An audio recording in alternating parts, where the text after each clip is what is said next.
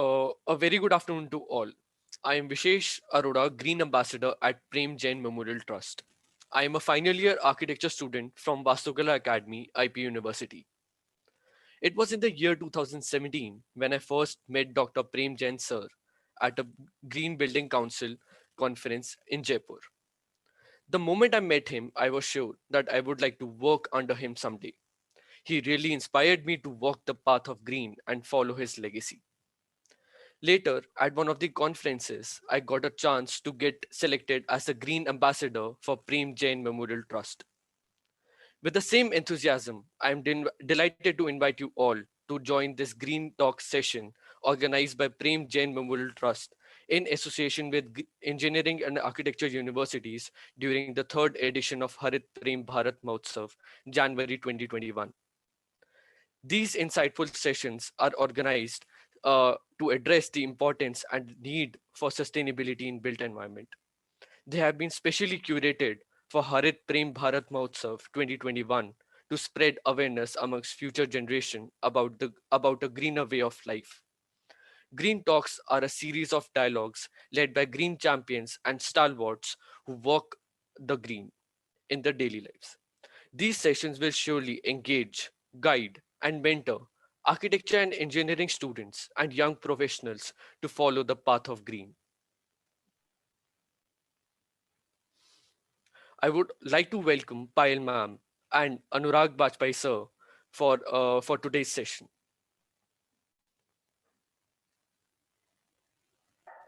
Thank you very much, Vishesh. I'll say a few words and then I will leave it to Anurag to take forward. So I just want to say thank you to everybody who has made the third edition of Harit Prem Bharat Mahotsav so wonderful. Thank you, Anurag, for being here. We have had a week of celebrations, and this started in 2018. This is our third year. We have had several online challenges, competitions, mass making, art, architecture, photography, and there's been an overwhelming response. There have also been activities carried out across the country, from sapling plantation to walkathons to lectures and green talks and much more. So I just want to say welcome to all of you and thank you for being part of the Harit Prem Bharat Mahotsav. Thank you very much, Anurag. Over to you now.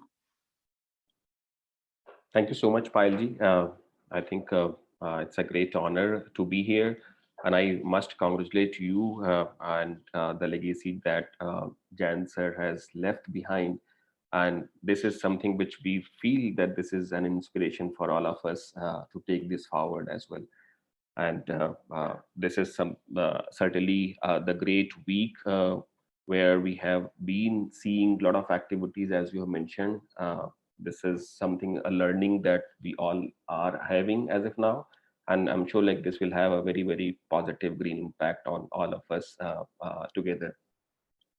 Now, today's session, which is on net zero energy building, I'll also like to mention one of the instances where Dr. Jain was there, and I was also part of the Green Building Congress. And then he just asked casually, because I think this is in his nature, that he asked anyone or everyone that how are you doing. So I also mentioned that I'm good, I'm doing good, sir. So he said that I distinctly remember that he said that don't be the same, be better. And I have actually mentioned the same in my first slide of the presentation as well. So this is something which is very close to what we have learned from him and from this fraternity.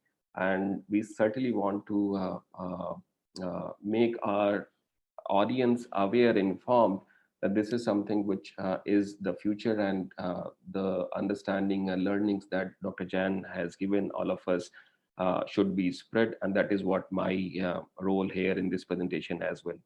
So thank you so much again. This Harit Prem Bharat Mahotsav as an program initiated by Payalji, and thank you so much PJMT as well for organizing such a wonderful program and giving an opportunity to me as well in terms of doing this program for PGMT here. Now I'll like to share my screen.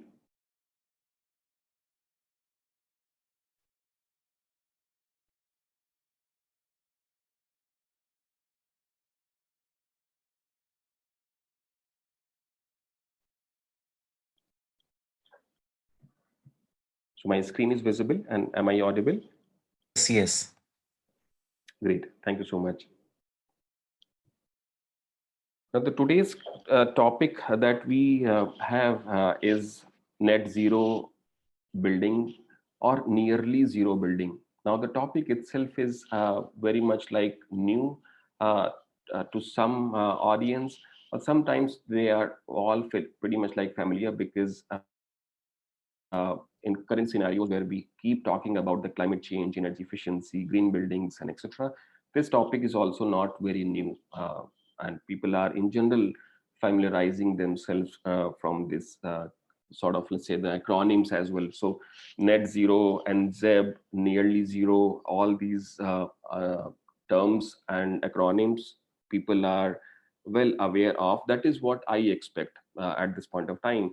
But in case if anyone has any specific query in terms of any question, I think they can always interrupt me and we can have the discussion and deliberation as well. Now, when we say NZEB or net zero energy building, in general understanding, what we understand that whatever a building, when it's in operational phase, whatever is consumed in terms of the electricity bill, in case if the building itself generate the same amount or almost close by the amount that it consumes generates itself, then the building will be termed as or named as net zero energy building or nearly zero energy building. So there is a certain norms which have been mentioned by Bureau of Energy Efficiency, and also the international organizations. They have coined this word called NZEB, or nearly zero, or net zero energy building. So there is a, let's say, either the total number is coming to the zero or 0 to 15 kilowatt hour per meter square per degree uh, as a kilowatt hour per meter square per year, or something nearby, then also it is named as net zero. Now, from the Government of India initiative, because there are a lot of learnings that we can have from the international market or the buildings operational that we see, but whatever the the Indian case studies or the projects that we have been doing, or the government initiatives in this domain, I think we are going to discuss in this presentation here. Now, when we say the energy efficiency with respect to the net zero energy building, then certainly the energy efficiency that comes the first phase, and the second place the compensation part, which is the renewable energy generation, which can fulfill the leftover component of the energy consumption requirement, will be there. So the first component comes first, which is energy efficiency. Now we talk about the government initiative in terms of energy conservation building code, which is primarily meant for commercial building. Now they have also come up with the Eco Nivas Sanhita, which is meant for residential building. Both these documents have been regulated or developed by Bureau of Energy Efficiency, and they talk about how to reduce the energy consumption of the building, be it commercial or residential. Now, there are certain levels which also have been mentioned. One is ECBC plus, the second is super ECBC, and the third one is net zero energy building in the going forward. It's also a category of super ECBC as well. Now, in more detail, let's say these levels, when we say, then the first is the compliance level. I am hopeful that most of you who are participating in this presentation or are attending this presentation certainly understand the energy efficiency codes and standard, or the initiative like Bureau of Energy Efficiency. This is called ECBC, energy conservation building code, and this code is meant for commercial building. So the building which is going for design and construction, when they go to the urban local body for the map sanctioning process, they need to have the compliance done with respect to the energy efficiency as well. Like in general building bylaws, there is a requirement to get the map sanctioned so that the construction agency or the owner or architect can take the approval from the local authority, and then they can start the work there. Similarly, one of the requirement is to get the compliance NOC from the urban local body with respect to energy efficiency for the building as well. So the first step is the compliance, which is mandatory for the buildings, and there are certain threshold which also have been mentioned by the state codes and standards. So the second is the ECBC plus, as I mentioned earlier, which is pretty much like a level above from the minimum threshold mentioned by the code. And third one, which is the super ECBC or the net zero, which is the last, and most of the buildings which are going for net zero energy building, they will be termed as super ECBC compliant building as well, in case if they follow the compliance route process as well as per the defined guideline in a particular state. Now, in general practice, when we look at the overall scenario, we understand uh, the green building, we understand the conventional building, we understand the Griha, LEED, IGBC, and there are other rating systems as well. Now, if you look at the first bar, this is a typical standard office building. If we assume now, in general, this is something which always comes in your mind, that what is typical and what is, let's say, the compliant or rated building. So let's say, for assume you go to the office or you are going to your college, the first thing that comes to your mind that uh, let's say per square meter consumption of your classroom or your lobby area or your office area, which is coming to be, let's say, if case it is coming to be around 200 to 250, uh, then it means that the building where you are going or you are using for the commercial purposes certainly is a conventional building, that is certainly based on the data collection by Bureau of Energy Efficiency. This unit is called as Energy Performance Index for the buildings.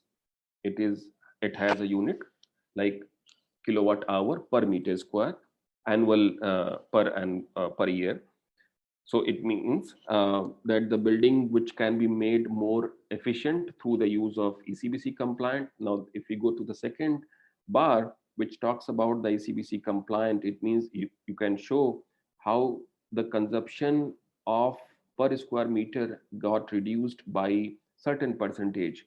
In general practice, it is understood that almost like 30 to 40% of the energy consumption can be optimized in case the building is ECBC compliant or energy code compliant building. Similarly, in case if we go further and we talk about the Griha, LEED or IGBC rated buildings, then certainly apart from the energy, there are other parameters like water, waste, in air quality, and all other parameters, waste management and etc. They also get associated, and the building is again more efficient, not only with respect to the energy, but also in terms of other parameters for the buildings as well. Now, the second last bar that we see is the net zero. As I mentioned, that whatever is being consumed by the building, in case if it is the building itself is producing the same or more or less amount of energy, then it is called a net zero or nearly zero energy building as well. Now, in some of the cases, some of the buildings which are exemplary in terms of the demonstration, they also show that they generate more energy compared to what they consume annually. So they are called an energy positive buildings as well. So this is like a very much like simple to understand, and this is something that is being shown with respect to this graphic as well, that whatever you generate certainly being whatever you consume is being generated by the renewable energy, then there is equivalence which shows the net zero or nearly zero building appliance. Now coming to from the other engineering side, not only from the energy efficiency, but if we look at the overall development cycle of the building, which also gets associated with the, let's say, the life cycle of civil material, electrical and mechanical equipments as well. So typically when we design and construct the building, it is meant for at least 50 years of the life cycle as well. Now, when we look at other associated materials, be it the civil, like the cement, plaster, paint, and etc., they certainly do not have that much lifespan. That is the purpose of having a regular maintenance for the building. When we look at other equipment like, let's say, lighting fixtures, air conditioning system, or transformer, DG set, and etc., they also do not have 50 years of lifespan in terms of the life cycle. It means that we need to decide the system selection, because we have to replace the equipment, and we have to maintain let's say the building civil component, and retrofit them as well whenever they are required. But in terms of equipment, they certainly require a regular check, regular maintenance, and they also require the replacement in case if the life of one equipment is over at the particular time frame. So for example, let's say in case of lighting fixtures, so there is certain life which is associated with respect to the number of, let's say, the light fixtures on and off. So based on this number or the process, they also get fused, or uh, they also to be replaced. Similarly, in case of let's say electrical or mechanical systems like air conditioning system, so in case if we have a split AC or window AC, their lifespan is 5 to 10 years. In case if we have a VRF, VRV systems, their life is almost like 15 years. In case if we have a centralized air conditioning system, then certainly their life is 25 years. Now, based on the size of the building and the usage of the building, the system should be selected and should be maintained as well. The moment we don't maintain those equipments, their life will certainly be lesser in due course of time. So that is where we see the building life cycle and associated equipment. They certainly be an important aspects, not only with respect to the design component where the code gets integrated and the building is called net zero, but the net zero with respect to the operation is very much important point, that we select the right system, we select the right performance of the system based on the usage and the size of the system as well. And then only I think we can apparently achieve the target of net zero. That is what we understand as a consulting organization. And then when we look at the overall mechanism, how do we get that let's say level in terms of net zero energy building as a status for the building? Certainly when we look at any building per se, the first thing that appears is the building envelope, right? That is where we see the wall, the roof, the glazing component. We don't apparently see the mechanical or let's say air conditioning system and the very first appearance of the building. We get to see the lighting systems, fixtures, because they also are appearing at the facade level. But certainly the electrical power, which basically nothing but the electrical equipments in terms of supply side, like transformer, DG set, and etc., they certainly become the part of the overall building energy component. And then when we look at the four major component like building envelope, mechanical systems, lighting systems, and electrical power, if we let's say put all these systems together, we can apparently understand that the energy is being consumed because of the usage of, let's say, mechanical systems and lighting systems. And in case if the building envelope is not up to the mark, then certainly the consumption from the mechanical side will be higher. That is what we understand, right? Now, in case of the lighting systems, in case if we have used the glass in almost all the sites, we may end up spending money on more, let's say, cooling systems, but we may save some money in terms of utilizing the lighting systems. So that is where the trade-off that comes into the picture, and that is where we look at the designer's diligence in terms of optimizing the heat gain, utilizing the natural sunlight, and making the building more and more efficient, and make the building ready for the renewable energy integration, and to develop the building as a net zero as well. Some of the examples so that we can understand what we have discussed. Now, when we look at the envelope design consideration part, let's say some of you might be from the architecture fraternity, studying architecture, or must have gotten, let's say, passed out, or some of you are from the engineering side. You surely understand how important it is to have the orientation and shading for a building, not only about the commercial building, but only, let's say, look at the residential building as well, or particularly your house.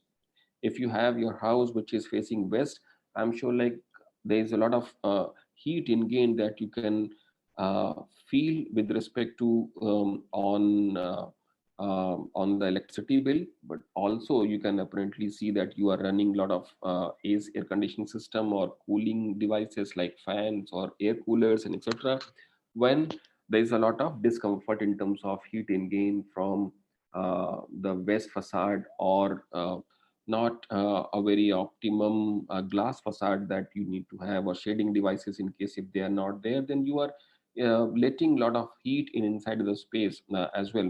So this is something which I'm sure, like as a not as a designer, but as in let's say normal human being, you can always understand that the orientations effect is very important to mitigate at the design stage.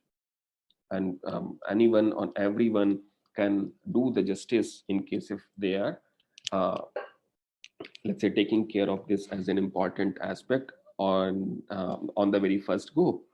Now the second part that we talk about, let's say in terms of uh, wall and roof insulation. Now in case of Indian context, if we look at, then the roof insulation is something that we have been using a very traditional, let's say, component, which are certainly playing the dual role, like brick bat koba or mud fuscan, etc. They certainly are also being used as a material for, let's say, uh, waterproofing.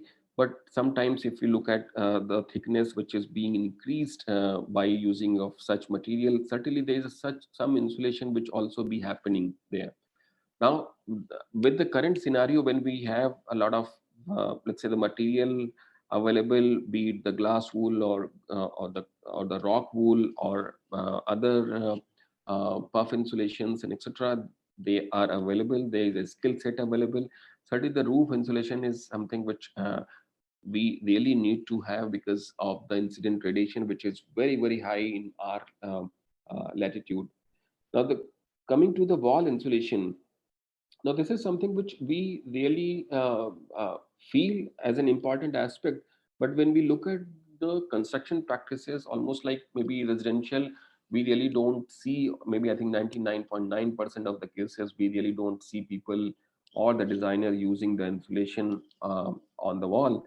But this is something which we need to realize, at least in some of the location, like west facade or southwest locations, where we may not have the glass, but we need to have the wall. And then in case if the wall has the insulation, it will give you the best relief.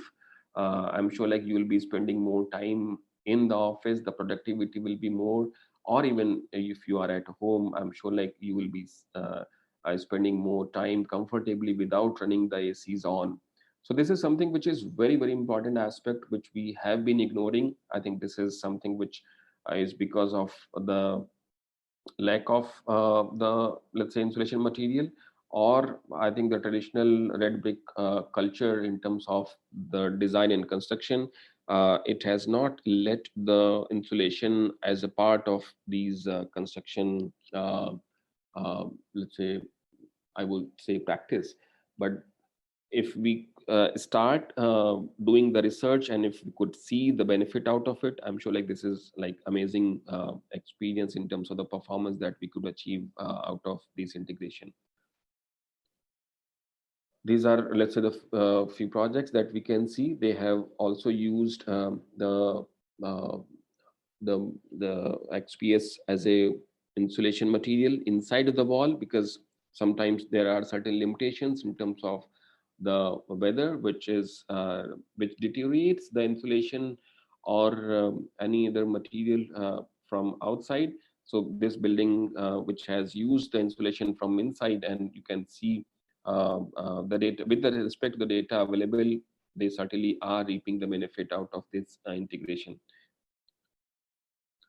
But the one more point with respect to the roof and the wall, there is a very specific and very much like interesting benefit which can be achieved with a very little cost investment, which is called as a cool roof technology. Now, any roof that we see, we really feel that it can be converted as a roof garden, terrace garden, or we can apparently put up some kiosk in terms of sit out spaces and etc. But we really feel that in case if we could have the cool roof, it is nothing but the simple white paint with high SRI, solar reflective index. And in case if you could paint the roof with white color, it will give you a lot of benefit in terms of reducing the 4 to 5 degrees Celsius inside of the room, which is just beneath or below the roof slab. So this is something which is giving a very amazing, let's say, benefits throughout the summer season. So this is very easy to implement, and there are a lot of state governments like Delhi also started the school roof policy in 2000, I think 10, 11. But it's very much important aspect, but we could not see much of the implementation or penetration so far in India. But internationally, this is something which is easy to implement, and a lot of smart cities or green cities, they have been advocating this as a technology as well. Glazing, I think this particular material we all are or have been very fascinated about, because this is something which connects us from inside to outside environment. And there are a lot of technologies or innovations that have happened so far in this building material, apart from the air conditioning and lighting or electrical equipment side. So from the civil side, if we look at the glazing, then certainly this particular material has transformational um, changes in terms of appearing like 5 simple transparent glass, which we used to see almost like 15 to 20 years before. Now we see or get to see a lot of material with a lot of different categories in terms of tint, in terms of um, SHGC, in terms of visible light transmittance, U value, and etc. But also with a lot of technologies available from uh, from the automation side also in this particular glazing side. So there are companies like Hunter Douglas and other which are also working very, very good in terms of giving the automated, let's say, the shading devices which can be put over these windows and can give a lot of, let's say, performance, uh, the marks in terms of uh, avoiding the heat gain or direct solar radiations gain in inside of the spaces, because they work with respect to the time controller, or with respect to the other, let's say, uh, heat sensors or daylight sensor spaces as well. Few or easy to do activities in terms of letting the indoor comfort more cheerful, more productive for the users. one thing that is very much important is to have the ample sunlight inside the space. When we say ample, it means that we should also need to look at the avoidance of the glare, because until unless we have the appropriate lux level inside of the space, will certainly uh, uh, be not spending more time in case if the lux level is beyond or less the range which is prescribed by the codes and standards. So in this particular slide, if you could look at the lighting shell, so this is also creating a lot of let's say the diffuse sunlight, which is giving a good productive light inside of the space, apart from the diffuse light or the direct sunlight in some of the locations. But they are not creating any hindrance in terms of the productivity of the people who are working and working for the office during the daytime. So this is something like very important, very easy to integrate in terms of the light shell uh, as a part of the window frame and the panels, and they give a very good results in terms of the appropriate lux level availability inside of the spaces. One of the projects that we have done in the early to let's say 2020s. So 2012 or 13, I think this was the project that we did. It's a Fortis Healthcare Center in Gurgaon, and you can look at the daylight, let's say analysis through which you can calculate how much is the lux available through the skylight integrated with the building lobby or the hospital lobby. You can see during the daytime from let's say 7 a.m. till 6 p.m. there is no such artificial lighting requirement, and a lot of people are sitting, they spend time because they have been waiting for their loved ones to be cured by the hospital, and they can spend a good time and enjoy at least some peaceful time there with the comfort conditions being availed by the hospital design and the operations. Now, from the code perspective, energy code that talks about the let's say useful daylight illuminance or UDI, and it also has mandated certain percentage of the UDI for a different category of the buildings, and you can see that, or let's say the 40% is being made mandatory for small offices, educational campuses, or schools and etc. But 30% is for hotels and healthcare and so on. Now, coming to the next component after the envelope is the comfort systems. And we all understand that this is something which consumes almost like 30 to 40 or sometimes 60% of the electricity consumption. And they are responsible for the high consumption because they are supposed to generate the cold air and they are supposed to make the ventilation process done inside the building, including the basement ventilations and sometimes in the non-conditioned spaces as well, as you can see in this particular building as well, in this. And sometimes they also require the heating due to the peak winter season, uh, and they put up the boilers, or sometimes they put up let's say a resistance, simple resistance or heat resistance, which we see mostly in Indian household systems. People use the heater or the blower, which is nothing but the heat resistance or electric resistance, which is very less efficient compared to, let's say, their let's say centralized heating system. But this is something that we have seen predominantly people using it because of one reason, that heating requirement in the composite climate conditions like here in this region, northern part of the country, is very less compared to let's say the northeast region, or maybe Jammu Kashmir or the top north region. but in most of the cases, uh, cooling dominance is very, very high in this region. And most of the cases, almost like 8 to 10 months, we run the ACs, and that is where we see a lot of more, let's say, the designs or the architecture firms, they design the buildings mitigating, or maybe I think taking care of the cooling requirement predominantly compared to the heating requirement. So when we say taking care of this thing, it means that you need to avoid more heat, direct heat from the sun.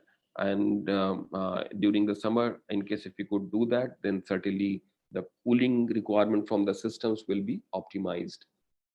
Now, apart from the active cooling machines, certainly the code advocates the low cooling energy systems also, like geothermal cooling or something else. But uh, uh, there are certain other national building code or other standards which also talk about the natural ventilation process. And in case if we could do that, that is like the best scenario in terms of achieving the net zero energy building as a status for this. And somewhere we need to do these analysis with respect to a lot of these logic interpretations, a lot of the prevailing wind directions or the prevailing climate conditions analysis, so that we can understand what is available outside the building parameter or the envelope, and how we can utilize what is available free of cost, and how we can make the indoor environment more comfortable, utilizing the free cooling or free daylight available from outside or from the natural resources as well. So code advocates these, let's say, free systems very, very much. In case if we could have a natural ventilation system, that is like the best case scenario in terms of having the building with respect to certainly energy efficiency, but also with respect to the comfort systems and controls. So from the electrical point of view, because this is something which we have seen, let's say envelope, then we talked about the electrical, we talked about the mechanical systems or control systems, and then we talked about lighting. We talked about we need to talk about the electrical power system, because they are the supply side of the equipment. When we look at the HT panel, DG set, LT panel, transformers, and then power factor correction. So there is a capacitor bank and other, let's say, electrical equipment. We really feel that they are supposed to be at the back end of the house. Why? Because certainly they look gaudy or sometimes, but we also need to understand that you have a lot more these air conditioning or lighting systems running because of this electricity supply equipment only. So we need to look at this as an aspect where the supply side of the equipment also need to be taken care of well with respect to their efficiency standards, and also their care as well with respect to, let's say, the impact of the weather, impact of the sun and other area component, which can, let's say, optimize, or maybe I would say which can reduce the life cycle of the equipment as well. So we need to take care of these supply side with equipment equally. And from the Bureau of Energy Efficiency side, they have a lot of standards, and we can apparently see a label which is meant for showing or making people aware about the efficiency standard of these equipment as well.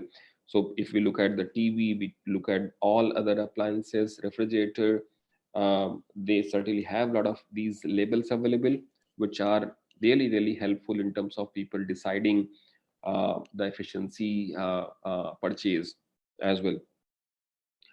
Then in case of electrical power, renewable energy integration is very much like the key to achieve the, let's say, net zero energy standard or label for the building. Now, in one of this picture, if you look at, then they have apparently used the renewable energy or solar PV panel as a part of the windows or the wall fascia. We can also have such examples where let's say the parking spaces or multi-level car parking buildings or other buildings where the rooftop solar can be put on, or in case of the west facade or southwest facade, in case if it is available, and some of the buildings where not much of the requirement in terms of the daylight in, let's say, availability.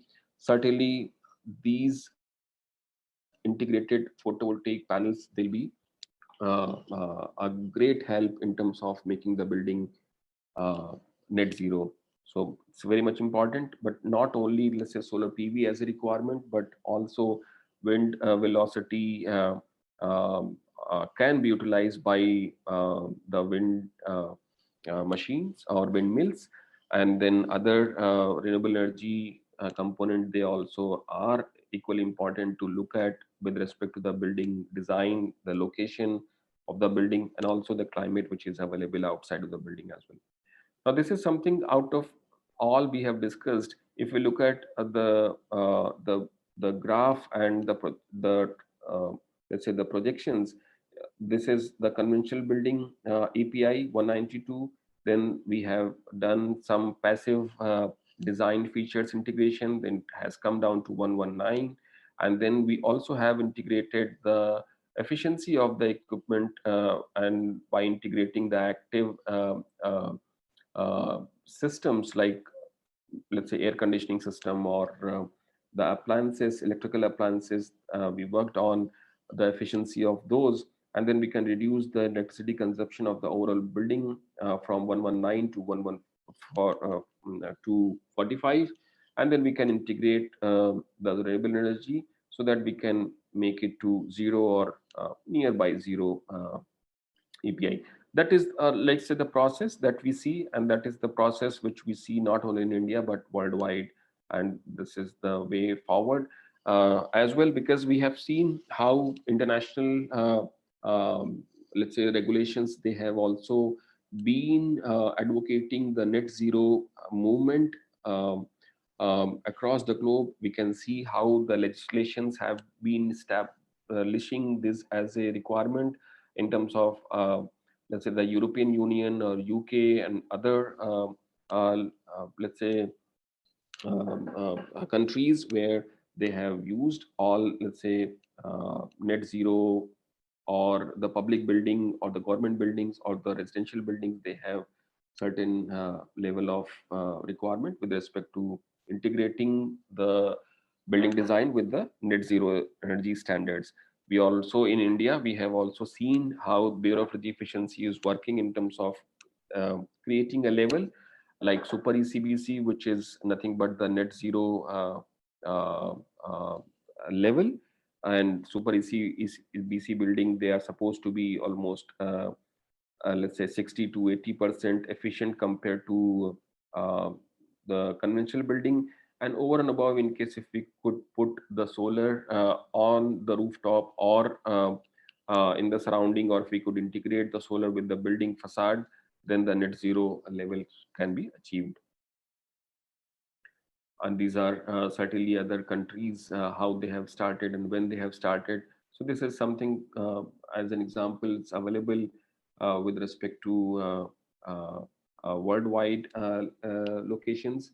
So let's say this is our building in Singapore, BCA Zero Energy Building, which is having a API of 45 kilowatt hour per square meter per year, and it is also having enough daylight, let's say solar PV integration. Like you can see in the shading devices, they have the solar PV panels integration as well, so they can also move based on the sun rays angle as well. Then we have an REL research support facility. It's in Colorado. This is again one of the finest building in US, and it's termed as net zero. Again, some of the projects in Germany. This is our own project that we have seen in case of Paryavaran Bhavan in New Delhi itself. our own net zero building by the Ministry of Environment and Forest. And this is again one of the finest building done by the government construction agency, and they have also put up almost like 1000 or maybe I think 1 megawatt 980 kilowatt as a installed capacity over the rooftop, and this generates enough electricity, which is certainly the requirement for the building annually as well. Few of the more buildings like they have the down draught cooling mechanism integration inside the building. So this building, which is as a Hareda building in Panchkula, if you could see the mist coming from uh, this picture, then during the peak summer, or during the daytime, let's say around 1 to 2, they also have this system operational as a time wise. So whenever there is a peak summer, or let's say the peak of the day, then the uh, mist start from this let's say the mechanism, and then it cools the courtyard, which is also let's say linked with the rooms or the office spaces in all directions close to courtyard as well. So that is sort of, let's say, the planning which gives a lot of comfort conditions during the daytime operation of the building. And this is very simple and easy to install mechanism through which the systems are being integrated, and they also gets the building cooled with respect to these simple installations. It also has the solar PV panel installed as well. Some of the options like UHPVN building, this is again net zero. One of the building or the biggest project that we are doing is Nalanda University, which is in Bihar. Uh, and this is again the campus which is not only in terms of net zero energy, but also in terms of net zero water discharge, net zero waste coming out from the campus. So this kind of campuses, they are called as a net zero campus in terms of the development, which is again at this point of time it is the under construction, but most of the designs they have been claimed as net zero campus, and we have been associated as a sustainability consultant for this project. And the project is already a Griha 5-star master plan rated campus at this point of time. Now, whatever we have discussed, how it is useful in terms of the requirement, when we look at the first step, then we need to see anything which is residence, office, or anything which is interior. What is the requirement? Whether we are going for the existing, let's say, retrofit kind of scope, or we are going to build a new one. Now, based on this, the requirement is, let's say, how to integrate the energy efficiency standard, because we always need those standards as a first step. Above and over the threshold is always more helpful to achieve the net zero or net zero energy consumption for the building. But the first step is to integrate the basic standard or the minimum energy efficiency standard with the building, which is going for either retrofit or it is the new building which is going to be there. So as I said, the second step is the selection of the scope. The third step is the minimum mandatory requirement fulfillment in terms of integrating the specifications, and then the net zero energy level in case if the building has a vision to achieve the net zero in terms of over and above uh, the threshold requirements.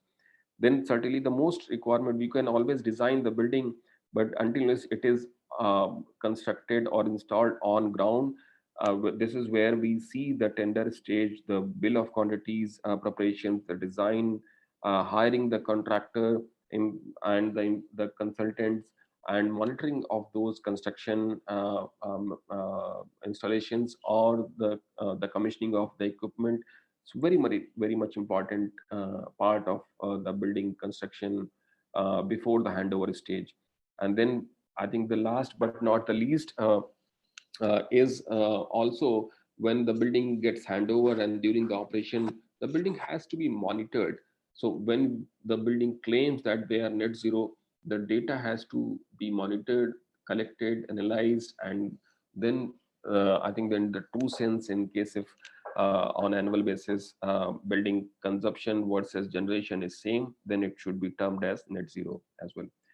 A very much like small example, it's not net zero building, but this is again one of the buildings which is termed as a CBC compliant building, and how simply they can use these codes and standard to make the building more efficient, less operational cost, and also make the building compliant and also let's say the rated with respect to the rating agencies as well. Small office building, only 55,000 square feet. It's in Lucknow. It's in composite climate condition. Office building is a UP, it's State Electricity Regulatory Commission building, UPERC. And then this was the stage where the consultant got involved in terms of making the building ECBC compliant or the high performance building design. Then there was some options like which were a part of the existing BOQ at that point of time, like the normal brickwork that we see is a 230 brick wall. Glazing is again the single glazed mechanism, and then the roof is 150 RCC wall. So again, the simple construction. Then we can see the options or in terms of interventions which have been proposed, like option 1, option 2, and option 3. In case of wall, the uh, the introduction of, let's say, extruded polystyrene as an insulation. Now this is something which I have also shown you in one of the earlier slides, that how the insulation which would be more beneficial outside in case of composite climate conditions, but just because I think from the durability point of view, from the peak seasons that we have in composite climate conditions, we also see the location or the preference of having the insulation inside of the wall is also justified. Then the wall U value is 0.305 watt per meter square per degree Kelvin. And then option 2 that talks about again XPS insulation, but with the higher performance. Then we also have seen option number 3, which talks about the wall assembly is like cavity wall. So we have an exterior wall, we have an interior wall, and then we have a 100 cavity wall as well. So this is the integration or the wall assembly composition that we can see.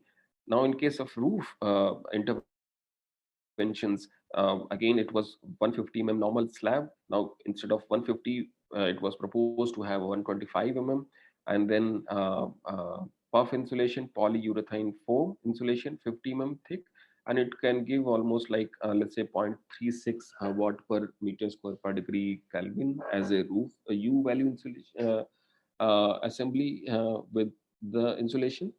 Now, with respect to the landscape terrace, this was the U value. In case of other uh, tile and the SRI code, this is the roof U value in case of the third option.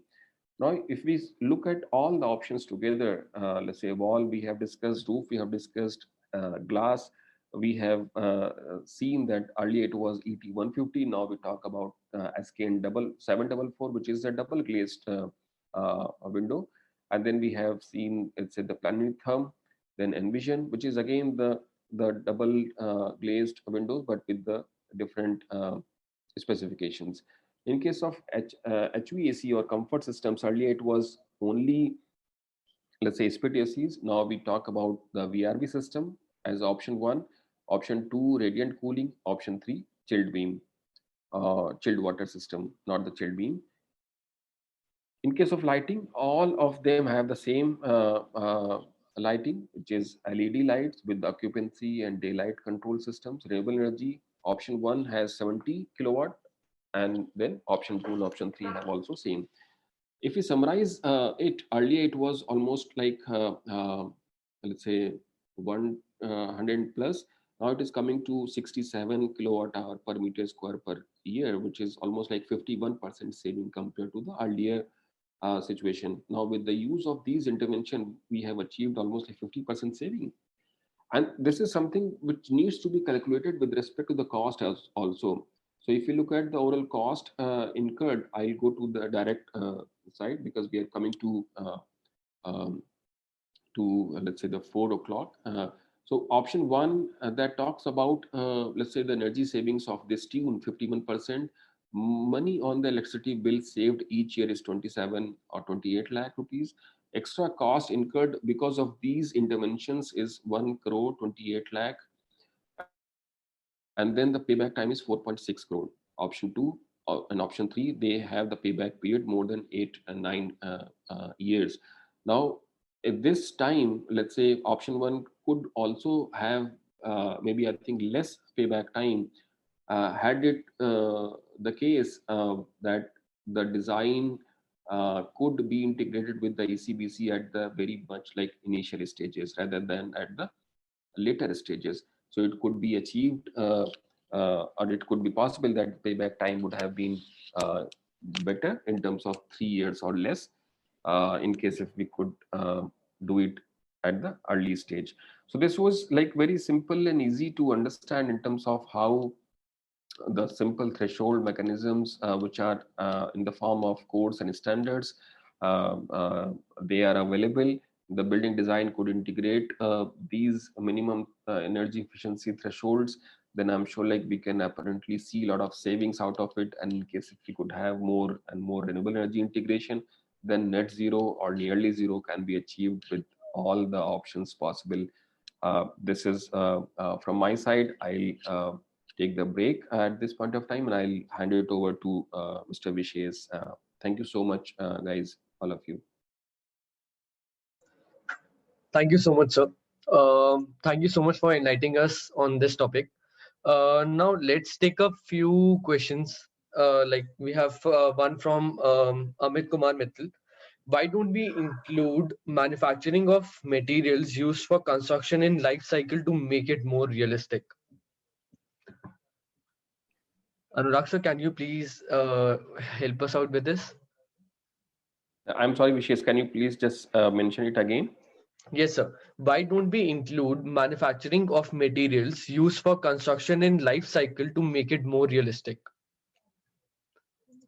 I think this is something which is available in most of the cases. For example, if you look at any building material, these material diversity is so much that let's say north has a very different set of let's say soil composition, then you have a sand composition.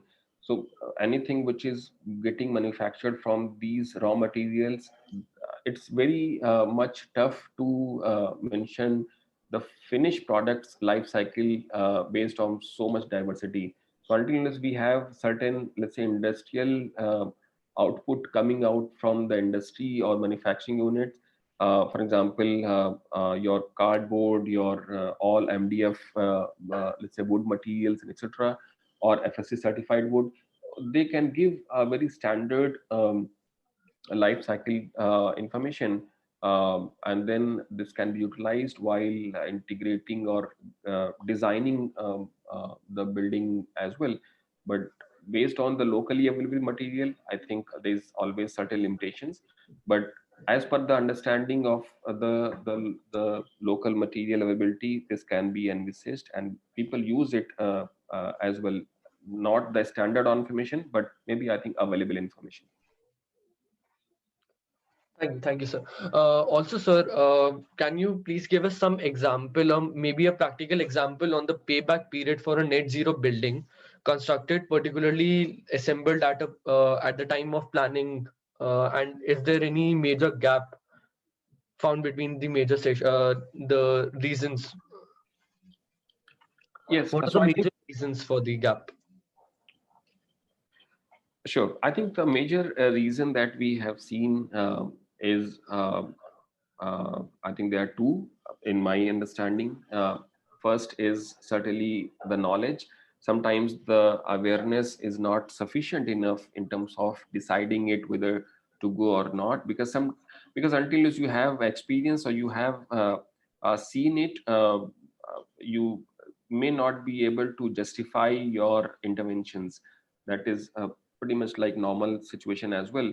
Sometimes where we see based on the building size or design, in case if we are building let's say a 10 lakh square feet as a commercial office space, and we have certain constraint in terms of the roof area or other areas, certainly the cost of let's say putting up a normal solar over the rooftop versus the building integrated photovoltaic panels will be a different parameters. So based on certain project size or the requirement, I'm sure like the cost becomes the second parameter in terms of the uh, maybe I think the parameters or the reason why people do not go for these things. But in my understanding, I think the first reason, which is the information or the awareness, becomes the main reason in terms of not opting for net zero by and large by the majority of the stakeholders. Yes, sir. And we have another question from a final year architecture student. He's working on a co-working space towards zero energy building, and a student with a limited experience on net zero efficient building. How can he proceed with the same, like a step-by-step approach? So I think a step-by-step approach, I would say that as I have shown in my presentation, the first stage or step is to look at the energy consumption avenues and try to analyze them with respect to the data, and then find the ways out in terms of optimizing the energy consumption of those avenues as well. We may break it down to certain parts, for example, let's say lighting, then air conditioning, then ventilation fans, then certain other parameters, for example process loads and etc., so that we can optimize the consumption. And then in case if we have achieved the energy efficiency to the extent, then certainly the integration of the solar photovoltaic or any renewable energy component will make sense. And that is what I think the two-step process that we see. And the third step, which is I think recommendable, or as per my recommendation, that we need to monitor it. So we need to have a lot of meters. We need to monitor the consumption and the generation, so that we can have the data in case if anything which is required to make the process retrofit or optimize. I'm sure like the data will always help you. So these are the three steps in my opinion. Yes, sir.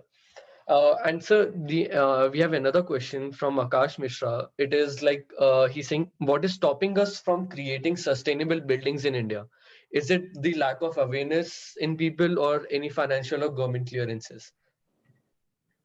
So I think Akash has given the answer in his question itself. So certainly, I think, in my opinion, awareness is the first.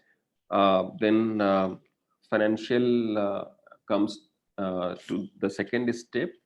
Government clearance, I don't think that it has nothing to do with the net zero standard, because at this point of time government always talks about the regulatory requirement which are not based on the highest performance standard, but basically they are based on the minimum efficiency standard requirement. Yes, sir. Yes, sir. We are almost done with the questions. Perfect wishes. Yes, sir. Yatin, sir.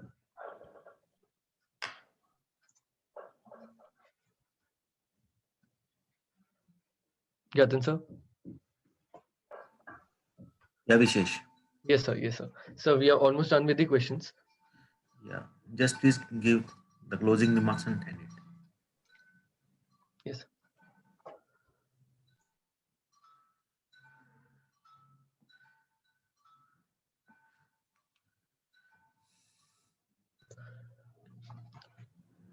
Thank you so much all for being present in this event.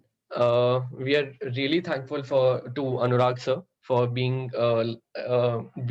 the speaker for this event and enlightening us regarding all the topics, and also answering all the questions, all the doubts that student had.